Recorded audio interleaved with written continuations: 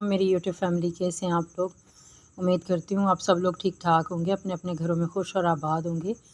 जैसे मैंने ये मेरा हक़ विरासत सीज़न 2 हक़ महर मुंतहा चौहान और सीज़न 2 ज़िद्दी इश्क मेरा का है, और इसके मैंने 3 एपिसोड जो है वो आज मैंने अपलोड किए थे।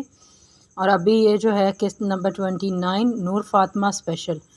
सुल्तान के आदमियों ने इसे गाड़ी में घुसते हुए देख लिया था और इसे जा लिया और उसके मुंह पे हाथ रख के इसे बाहर निकाला।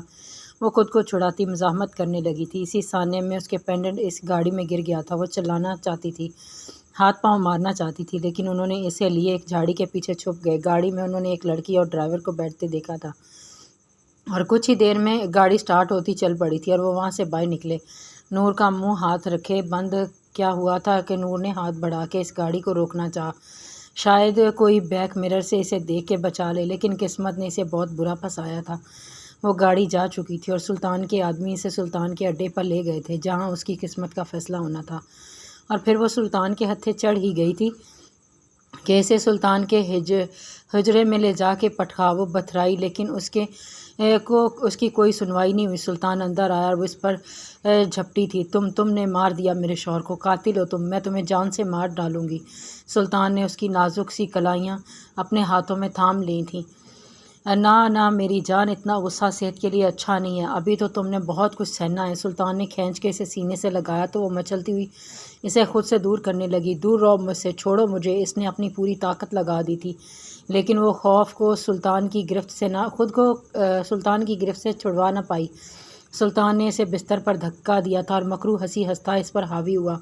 पूरे कमरे में नूर की चीखें थीं, लेकिन वो सफाक इंसान बाज नहीं आया। अपनी हवस मिटा के ही दम लिया। नूर फातिमा अपनी किस्मत को रोती रही और वो चला गया। सारी रात मीर विला में बेचैनी रही। सभी नूर को फ़ोन करते रहे, कॉल जाती रही, किसी ने कॉल पिक की ना की, जबकि जाते हुए नूर इनसे रब्ता करने वाली थी। और अब ज़्यादा परेशानी तब हुई जब ना हैदर ने उनकी कॉल उठाई, ना सादिया बेगम ने, जबकि कॉल सबके नंबर पर जाती रही। सुबह की हल्की हल्की लो फूटी मीर हादी, जो सारी रात जाग के काटी थी, मोबाइल पे अपने दोस्त इंस्पेक्टर बुरहान की कॉल आती देखकर चौंका, जिसने बताया कि मीर हादी के पैरों तले से ज़मीन निकल गई। वो बिना किसी को बताए मतलूबा जगह से पहुंचा था, जहां पुलिस इन्वेस्टिगेशन कर रही थी। गाड़ी वही थी जिसमें इसकी बहन की रुखसती हुई थी। गाड़ी का पिछला दरवाज़ा खुला हुआ था। धड़कते दिल के साथ थोड़ा सा आगे हुआ तो हैदर को उसकी माँ की गोद में सर रखे मुर्दा हालत में पाया। वहीं मीर का हाथ दिल पर गया था। इंस्पेक्टर बुरहान उसकी जानिब देखता बढ़ा। हौसला मेरे यार, इसने एकदम से इसे अपने साथ लगाते हुए हौसला देना चाहा। रात को इंस्पेक्टर बुरहान भी शादी में शरीक था और वो वाकिफ़ था। जैसे ही बुरहान को इत्तला मिली थी एक गाड़ी और 2 लाशों की, वो फ़ौरन पहुंचा था और यहाँ पहुंचते ही वो इन्हें पहचान गया था और तस्दीक के लिए मीर को कॉल कर दी थी। मीर, मेरी बहन टूटे लहजे में डरते हुए पूछा था। वो मिसिंग है। पुलिस चारों तरफ से इसे ढूंढ रही थी। उम्मीद है मिल जाएगी, एक तसल्ली ही हुई थी जो वो दे सकता था। मीर हादी की आंखों में आंसू झिलमिलाए थे। अनजाने मेरी बहन किस हाल में होगी। सारी रात वो यहाँ खुद को बचाती जंगलों में भटक रही होगी, और मैं कैसा भाई हूँ, मुझे एहसास तक ना हुआ। क्यों जाने दिया इन्हें अकेला, खुद क्यों ना साथ गया। इसने माथे पे हाथ मारा। बुरहान, वो जो गार्ड थे वो कहाँ गए? और ड्राइवर? अचानक से याद आया, बुरहान इसे लिए हुए इनसे थोड़ा दूर हटा। ये सब प्री प्लान था और मैं समझ नहीं पा रहा, तुम जैसा बंदा क्यों अनजान था? बुरहान ने संजीदगी से कहा। क्या मतलब? मीर हादी का दिल ज़ोर ज़ोर से धड़का था। ऐसी क्या बात थी जो वो नहीं जानता था? सुल्तान का बेटा है ये। सुल्तान जानते हो कौन है? एक बहुत बड़ा गैंगस्टर, अंडरवर्ल्ड की दुनिया का बेताज बादशाह, और कत्ल व गारत उसका आम पेशा है। अरसा दराज से पुलिस को उसकी तलाश है। और ये हैदर की तरफ इशारा किया, उसका इकलौता बेटा। जब रात को शादी पे देखा मुझे अचंभा हुआ था कि कैसे अगर तुम जान गए थे तो मुझे बता देते यार, अगर मेरी बहन मेरे पास तो होती। मीर हादी टूटे हुए अंदाज में बोला था, लेकिन इस वक्त मेरे पास कहने का कोई जवाब नहीं था। हादी, निकाह हो चुका था और तुम और तुम्हारी फैमिली बहुत खुश थे, और मुझे भी इस वक्त कन्फर्म नहीं था ये वही हैदर है, हैदर सुल्तान, और वही, वरना मैं रुखसी कभी ना होने देता यार। बुरहान ने उसके कंधे पे हाथ रखा था। सर, लाशों को पोस्टमार्टम के लिए भिजवा दिया गया। एक अहलकार ने आते हुए कहा था, ठीक है, ये इलाका सील कर दो और लड़की की तलाश जारी रखो। बुरहान इसे मज़ीद हदायत देता वहाँ से मूव कर गया था, जबकि मीर हादी ने चारों तरफ नज़र दौड़ा के अपनी बहन को देखना चाहा कि शायद वो अपने भाई को देखकर انہیں کسی جھاڑیوں سے بھاگتی ہوئی باہر آئے اور اس کے سینے سے لگ جائے اور شام تک اس علاقے کا چپا چپا چھان مار چکے تھے۔ میر ہادی کے اپنے بندے بھی تلاش کر رہے تھے لیکن شام تک کوئی سراغ نہیں ملا تھا، جس کی وجہ سے میر ہادی کا دل مزید بیٹھتا چلا جا رہا تھا۔ وہ گھر جا کے کیا جواب دے گا، ماں باپ کو کیا بتائے گا؟ وہی تو کھڑا ہوا تھا اپنی بہن کے حق کے لیے، اس کی پسند کی وجہ سے اس نے میر نے نور کا ساتھ دیا تھا اور حیدر کی زیادہ جانچ پڑتال بھی نہ کرائی تھی۔ وہ اکثر میر کے آفس میں آتا تھا اور میر کو وہ نیچر وائز اچھا لگتا تھا۔ بہن پیاری تھی تو بہن سے جڑا ہر چیز ہی پیاری تھی، اور اس وقت وہ شخص حیدر، اس کی بہن کا شوہر، اس کی محبت اس دنیا سے جا چکا تھا اور نور اس کا کچھ اتا پتہ ہی نہ تھا۔ گھر پہنچا تو گھر والوں تک خبر پہنچ چکی تھی کہ میڈیا ہر جگہ پہنچ چکی تھی۔ ٹی وی چینلز نے ہائی لائٹ کر کے ہر خبر کو وائرل کیا تھا۔ حیدر کا باقاعدہ نام لیا گیا تھا۔ رات کو جو میڈیا شادی کی کوریج کر رہے تھے، اب وہی میڈیا ان کی موت کی خبریں چلا رہا تھا۔ کشش کا دماغ ایک دم سن پڑا تھا۔ یہ سن کے کہ دلہن غائب ہے، اس کے بعد کے الفاظ سننے کی طاقت اس میں نہیں بچی تھی اور وہ وہیں گرتے بے ہوش ہو گئی تھی۔ میر یامین نے بڑھ کر انہیں فوراً سے باہوں میں بھرا۔ ابھی بیٹی کا دکھ کم نہیں ہوا تھا کہ بیوی بھی وہ حوصلہ کرتا کشش کو ہاسپٹل لے پہنچا اور جہاں اسے ICU میں منتقل کر دیا گیا تھا۔ میر یامین نے ہادی کو کال کرنے کی ہر ممکن کوشش کی لیکن کال تو جا رہی تھی، وہ اٹھا نہیں رہا تھا، اور یہ بات میر یامین کو زیادہ پریشان کر رہی تھی۔ سویرا بیگم بھی وہاں پہنچی تھیں، ہاسپٹل پہنچی تھیں۔ بھلے وہ میر یامین کی سوتیلی ماں تھی لیکن وقت نے انہیں ایسے سبق سکھائے تھے کہ انہوں نے کشش اور یامین کی طرف سے اپنا دل صاف کر لیا تھا۔ اور کیسی ہے کشش؟ میر یامین کی ٹوٹی بکھری حالت دیکھ کر وہ اندر ہی اندر کٹ گئی تھیں۔ وہ ICU میں ہے، یامین سے بولا نہیں جا رہا تھا۔ اتنے میں ڈاکٹرز باہر آئے۔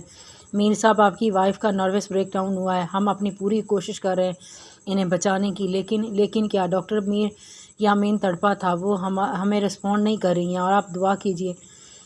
ڈاکٹر اس کا کندھا تھپتھپاتے واپس چلا گیا تھا۔ ICU کا دروازہ ایک بار پھر بند ہو گیا تھا۔ میر یامین کے آنسو سویرا بیگم کو تڑپا گئے تھے۔ انہوں نے آگے بڑھ کر یامین کو گلے سے لگایا تو وہ ضبط کے باوجود رو دیا تھا۔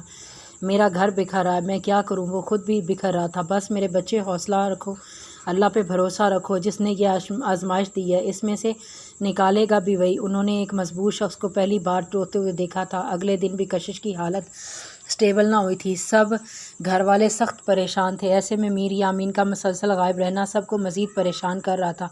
میر یامین اپنے دادا کے کندھے پہ سر رکھے پھوٹ پھوٹ کے رو دیا تھا۔ میری جان، رو مت، اللہ نے چاہا تو سب ٹھیک ہو جائے گا۔ انہوں نے نفیس آواز میں تسلی دی لیکن آج ان کی تسلی بھی یامین کو قرار نہ دے سکی تھی۔ وہ وقت اپنے ہاتھوں سے ریت کی مانند بکھرتا محسوس کر رہا تھا۔ وہ جانتا تھا کہ اب کچھ نہیں ہو سکتا ہے لیکن پھر بھی اللہ سے مایوس نہیں تھا۔ سجدے میں گر کے اللہ سے رو رو کے اپنی بیوی بچوں کی سلامتی کی دعا مانگی اور اللہ کو اس پہ ترس آ ہی گیا۔ کشش کی حالت بہتر ہوئی تھی لیکن وقتی طور پر اس کی یادداشت نے کام کرنا چھوڑ دیا۔ وہ بالکل چپ ہو گئی تھی۔ میر یامین نے بھی اسے چھیڑنا یا بولنے پہ اکسایا۔ بیٹی کا پوچھ لیتی تو کیا جواب دیتا؟ سویرا بیگم نے ہر طرح سے کشش کا خیال رکھا لیکن وہ ان زخموں کو نہ بھر سکتی تھیں جو وقت نے انہیں دے دیا تھا۔ 2 دن وہ وہیں بے سود و حرکت پڑی رہی۔ اسے کچھ ہوش نہیں تھا، نہ کھانے کا نہ پینے کا۔ وہ بس اللہ سے موت مانگ رہی تھی لیکن ابھی اس کے لیے مزید آزمائش باقی تھی۔ اپنا بکھرا وجود سمیٹتی اس نے باتھ روم کا رخ کیا۔ اپنے جسم سے اس ناپاک انسان کے داغ مٹانے لگی لیکن روح پہ لگے زخم نہ مٹا پائی، ورنہ چیخ چیخ کے روتی وہیں بے ہوش ہو گئی تھی۔ سمینہ بائی اس ہجرے کی دیکھ بھال کرتی تھیں اور ہر لڑکی کو جس پہ سلطان کا دل آ جاتا اسے اچھے سے تیار کر کے اس کے حجرے میں چھوڑ دیتی تھیں۔ 2 دن سے وہ یہاں نہ تھی۔ یہاں کیا ہوا وہ نہیں جانتی تھی لیکن جیسے ہی واپس لوٹی ایک باندی نے اسے سب بتا دیا اور سلطان کے حجرے کی طرف آئی لیکن اندر کوئی نہیں تھا کہ اچانک بعد سے چیخوں کی آواز سنائی دی۔ وہ اس کی طرف بھاگی۔ اندر کا منظر دیکھ کر سمینہ بائی کے رونگٹے کھڑے ہو گئے۔ کیا لگتا ہے نور تک کوئی پہنچ پائے گا؟ وہ بچ پائے گی؟ جاری ہے حق وراثت سیزن 2 اور قسط نمبر 13۔ پورا 1 ہفتہ لگا تھا نور کو واپس ٹھیک ہونے میں۔ ڈاکٹر کو سلطان کے اڈے پہ اس کے حجرے میں ہی بلوایا گیا تھا۔ وہ وہیں رہ کے اس کی ٹریٹمنٹ کرتا رہا۔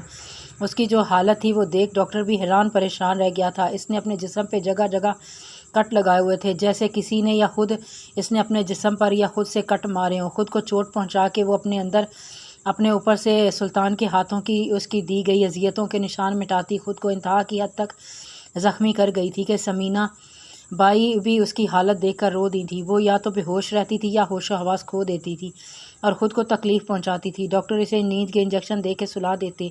वो नीम पागल हो गई थी, ख़ुद को चोटें पहुंचाती, कोई चीज़ भी देखती उठा के ख़ुद को मारने लगती।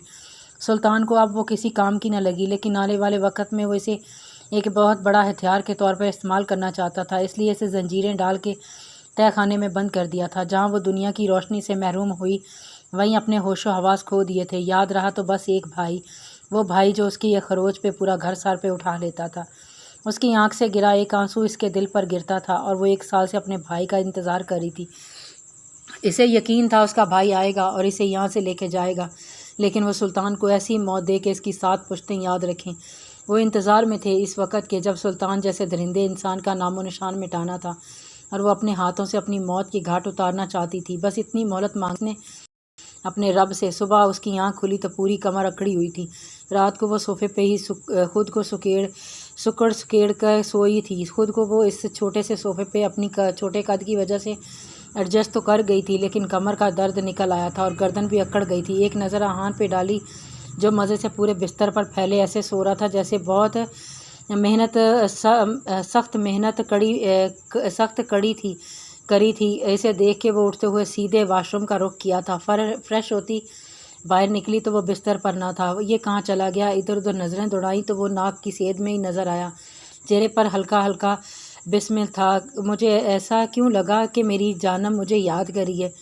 मोबाइल एक तरफ रखते हुए वो इसकी जानिब बढ़ा था। ये 3rd क्लास अल्फाज अपने तक रखो, मुझे इन अल्फाज से मत बुलाया करो। जानम कहने पर वो तपी थी। यार बीवी हो मेरी, तुम्हें ना कहूँ जानम तो किसे कहूँ? और वैसे भी रात को अच्छा नहीं किया तुमने मेरे मुझ मासूम के साथ। गोल्डन नाइट ख़राब कर दी मेरी। आहान ने दुख से मुंह बनाया था ना। तुम ना अब बेहतर होगा अपनी हद में रहना। रात क्या है ना, मैंने लिहाज। अब आगे से कभी मेरे मुंह मत लगना, वरना वो हाल करूँगी कि घर वाले शक्ल तक नहीं पहचान पाएंगे। अच्छा खासा उसको धमकाया, जो शायद ही इस पे असर हुआ था। भीगे होंठ तेरे, प्यासा मन मेरा, लगे अब्र सा मुझे तन तेरा। वो इसके पास से गुजरते हुए गुनगुनाते उसके एक कंधे के साथ कंधा टच किया था और बाथरूम की जानिब बढ़ गया था। हानिया को इस पे बेइंतहा का गुस्सा आया। लोफर कहीं का, वो मुट्ठियाँ बीचती रह गई थी। सारी रात आंखों में कटी थी और वो इसे अपने रूम में ला के भूल गया था। वो सोफ़े के पास बैठी वहीं टेक लगा के रोते हुए सो गई थी। दरवाज़ा खुलने की आवाज़ पर उसकी आंख खुली। बिखरी हालत में मीर हादी 3 बजे के करीब रूम में दाखिल हुआ था। एक उचटती नज़र इस पर डालता वो बाथरूम का रुख करता इसे नज़रअंदाज कर गया था। आनिया ने गहरी सांस खारिज किया। वो बहुत हौसले से उठी। उसका जब कोई कसूर नहीं था तो वो क्यों सज़ावार ठहराई जा रही थी? वो क्या जानती थी कि उसकी गाड़ी में कोई लड़की पनाह लेने के लिए घुसी थी और फिर वो वहाँ से कहाँ गायब हो गई? क्या जानती थी जिस माजी को इसने कभी सीरियस नहीं लिया था वहीं उसका हाल और मुस्तकबिल ख़राब करने पे आ जाएगा। फ्रेश होता वो बाहर निकला। उन आँखों में रात जगह की सुर्खी वाज़े थी। आनिया को नज़रअंदाज करता वो वहाँ से बाहर जाने लगा। वो हिम्मत जुटाती उसके पास आई। मुझे आपसे कुछ बात करनी है। उसकी तरफ देखते हुए लहजा मजबूत बनाया। आनिया यू नो, आपकी कोई भी तावील, कोई भी एक्सक्यूज़ मुझे मुतमईन नहीं कर सकती। जबकि अब आपको जब देखूँगा मेरे ज़ख्म ताज़ा होंगे। कहीं ना कहीं आप भी ज़िम्मेदार हैं। मैं ज़िम्मेदार नहीं हूँ मीर, प्लीज़ मत कहें ये सब। नहीं हूँ मैं ज़िम्मेदार, कुछ नहीं मैंने किया। एकदम से दबी आवाज़ में वो रोते ही चिल्लाई थी। हाँ ये सच है, मैं डर गई थी। इस लम्हे अंधेरा था, गैर गुंजान आबाद इलाका था। मैं डर गई थी, खौफ महसूस हुआ मुझे अपनी गाड़ी से खुशबू सूंघ के, लेकिन मैं नहीं मुड़ी, नहीं देख सकी पलट के कि कोई था वहाँ या नहीं था।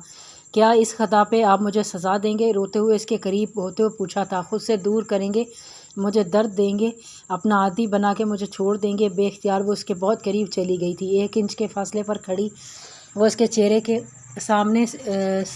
के सामने चेहरा करके सवाल कर रही थी। मीर हादी उसकी आंखों में देखता उसके दर्द की गहराई तक पहुंचने लगा था। आनिया की आंखें भीगी उसके अंदर हलचल मचा रही थी, उसकी कुर्बत की चाह कर रही थी। इसे अपने अंदर समाना चाहता था। वो 1 इंच का फासला मिटाना चाहता था जो सदियों पर मुहीत होता जा रहा था। मुझे मत छोड़े मीर, वरना आपकी आन मर जाएगी। कहते ही पूरी शिद्दत से उसके लब पे वो झुकी थी। और ये पहली बार हुआ था जब आनिया ने पेशकदमी की थी। दोनों ही की आंखें बंद किए इन लम्हों में खो से गए थे। एक प्यास थी जो बुझी नहीं रही थी, वो सराब नहीं हो पा रहा था। तशनगी थी कि बढ़ती ही चली जा रही थी। میر ہادی نے اس کے بالوں میں اپنے ہاتھ الجھائے اور جھٹکے سے اس کا چہرہ اوپر کو اٹھایا۔ وہ جو پیاسی نین کٹوروں سے اسے ہی تکتی جا رہی تھی۔ میر ہادی کا دماغ کہہ رہا تھا جھٹک دے اسے، لیکن دل تھا کہ اسے اپنی باہوں میں پناہوں میں لینا چاہ رہا تھا۔ میں تڑپ رہا ہوں، جل رہا ہوں اپنی ہی آگ میں۔ کہیں نہ کہیں میں خود کو ذمہ دار سمجھتا ہوں نور فاطمہ کا، خود کو معاف نہیں کر پا رہا ہوں۔ تم نے جو کیا اسے کیسے معاف کر دوں؟ میں بے قصور ہوں۔ آنیا کے بھیگے لبوں سے ادا ہوئے الفاظ میر کے دل پر دستک سی دے گئے تھے۔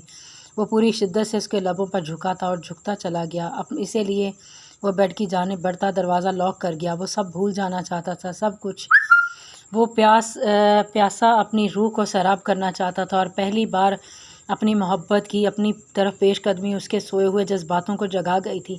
اس محبت کے وہ سب بھول جانا چاہتا تھا، یاد رکھنا چاہتا تھا تو صرف اپنی محبت کو، وہ محبت جو اسے شادی سے پہلے تھی آنیا سے۔ اور آنیا سے شافی اس لیے کرنا چاہتا تھا کیونکہ وہ اس سے بے انتہا محبت کرتا تھا، اب سے نہیں بہت پہلے سے۔ اور یہ بات صرف ایک فرد جانتا تھا جس نے ہر طرح سے اس کا ساتھ دیا تھا۔ احان پلیز جتنے ہیں اب آپ نے کیا کرنا ہے؟ نہ صرف اپنے ماں باپ کے قاتلوں کو سزا دینی ہے بلکہ اب وقت آ گیا ہے کہ آپ اپنی چھپی گئی وراثت کو واپس حاصل کریں۔ ابتسام نے احان کے آگے کا لاہ عمل ڈسکس کرتے ہوئے اسے پوری طرح سمجھاتے ہوئے آخر میں کہا، ڈونٹ وری ڈیڈ، سلطان کو اسی کے کھیل میں مات نہ دی تو میرا نام بھی احان حمزہ مرزا نہیں ہے۔ جس طرح سلطان نے میرے ماں باپ کو موت کی گھاٹ اتارا، اسی طرح اس کی موت عبرتناک ہوگی کہ پوری دنیا دیکھے گی۔ اب اس کے ظلم کی انتہا ہو گئی ہے، اب اس کا زوال شروع، اور اپنا حق وراثت میں ضرور واپس لوں گا۔ احان کے لہجے میں صرف نفرت تھی اور آخر میں پختہ الفاظ سے کہتا وہ ابتسام کو مطمئن کر گیا تھا۔ آپ جانتے ہیں وہ آپ سے رابطہ کرے گا اپنی بیٹی نور جہاں کو حاصل کرنے کے لیے، اور آپ نے کیا کرنا ہے یاد رکھنا ہے۔ احان، وہ بچی نور فاطمہ ان کے قبضے میں ہے ابھی بھی، وہ اسے وہاں سے نکالنا ہے بحفاظت۔ وہ نہیں جانتا کہ ہم یہ جانتے ہیں کہ نور فاطمہ زندہ ہے، لیکن وہ اپنی بیٹی کے لیے اسے ضرور استعمال کرے گا اور وہیں سے اس کا کھیل کا دی اینڈ ہوگا۔ Do you understand? اس کے کندھے پہ ہاتھ رکھتے ہوئے ابتسام نے اسے کلیئر کٹ سمجھایا تھا، جبکہ ایک انسانی حویلے نے وہاں سے ہٹتے دیکھا تھا اور وہ جانتا تھا کون ان کی چھپ کے باتیں سن رہا ہے اور وہ اس کو سبق سکھانے کا سوچ وہ ابتسام کے گلے لگتا باہر نکلا تھا۔ نور فاطمہ زندہ ہے؟ میرا دل کہتا تھا وہ زندہ ہے، وہ سچ میں زندہ ہے۔ ہانیہ اس کی باتیں چھپ کے سنتی کمرے میں آئی، فرط جذبات سے اس کے آنسو بہہ نکلے تھے، اور وہ جو 1 سال سے اس کی تلاش میں تھی آج اس کی تلاش کو راستہ ملا تھا۔ وہ نور فاطمہ کو واپس لا سکتی تھی، ہاں وہ اس کو زندہ واپس لا سکتی تھی۔ نور فاطمہ زندہ ہے، یہ بات اسے کسی کو بھی بتانی تھی۔ فوراً اسے موبائل اٹھایا، آنسو پہنچتے ایک نمبر ڈائل کیا، کال جا رہی تھی کہ تبھی دروازہ کھلا اور احان غصے سے اندر داخل ہوا تھا۔ جاری ہے، جزاک اللہ۔